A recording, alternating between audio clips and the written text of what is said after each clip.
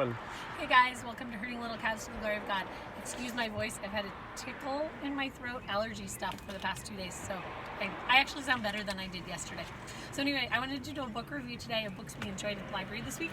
First one, If I Were a Park Ranger, written kind of from a kid's point of view of the different jobs that park rangers do. And we have a little boy in our car who wants to be a park ranger when he grows up, right? You want to be a park ranger. And so he wanted some books about park rangers this week, so that's one of the books we got. So If I Were a Park Ranger by Catherine Steer. Okay.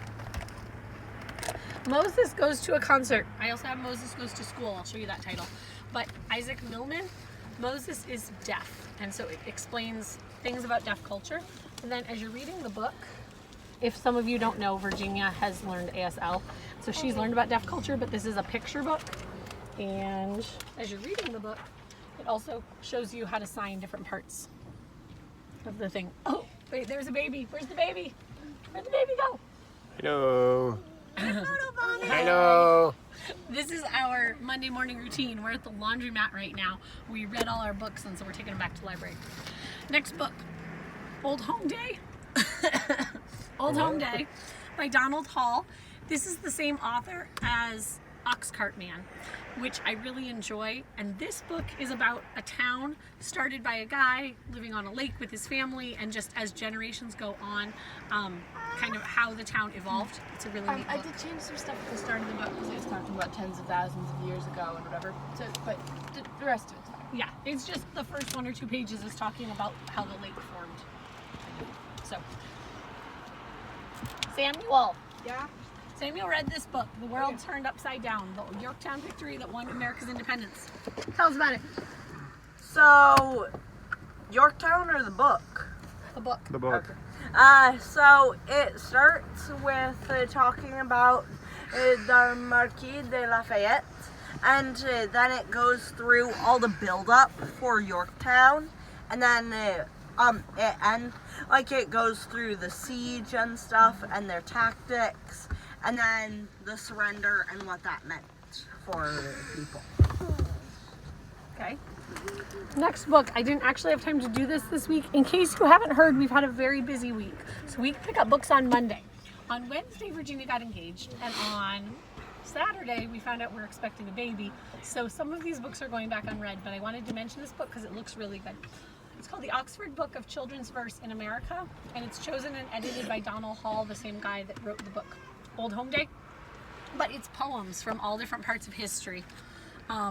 Written for kids, and so it's just supposed to be poems from history. I don't necessarily agree with all the poems, but I like that they're all put together in one place. So I would like to get this book out again, just not today. You want my books? She's gonna carry my books for me. Okay, next book. Same author, Donald Hall.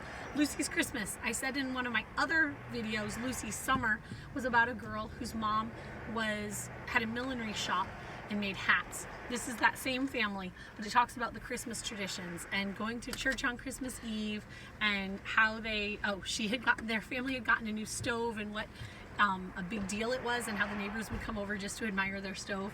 It was just a very interesting book about that time period. I think it's 1940, around there.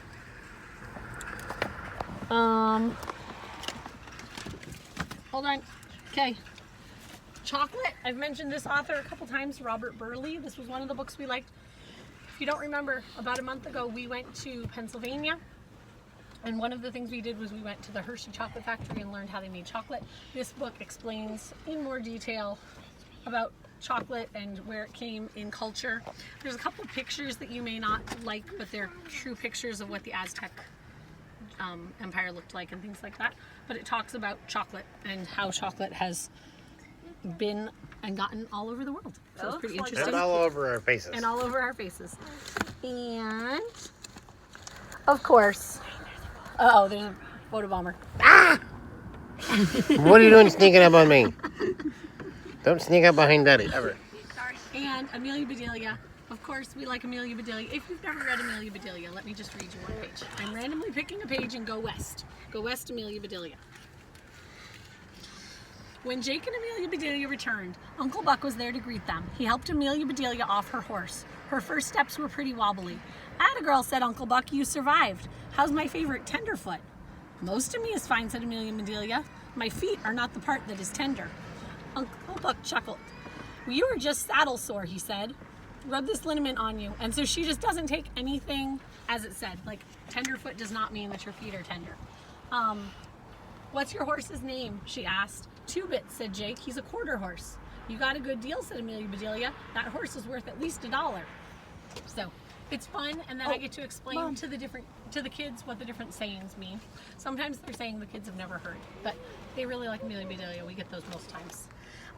That was most of our books. We still have some more books we're finishing, but those are the ones we're returning today, and we have a whole stack to pick up at the library. So we'll see you guys next time on Herding Little Cows to the Glory of God. Bye.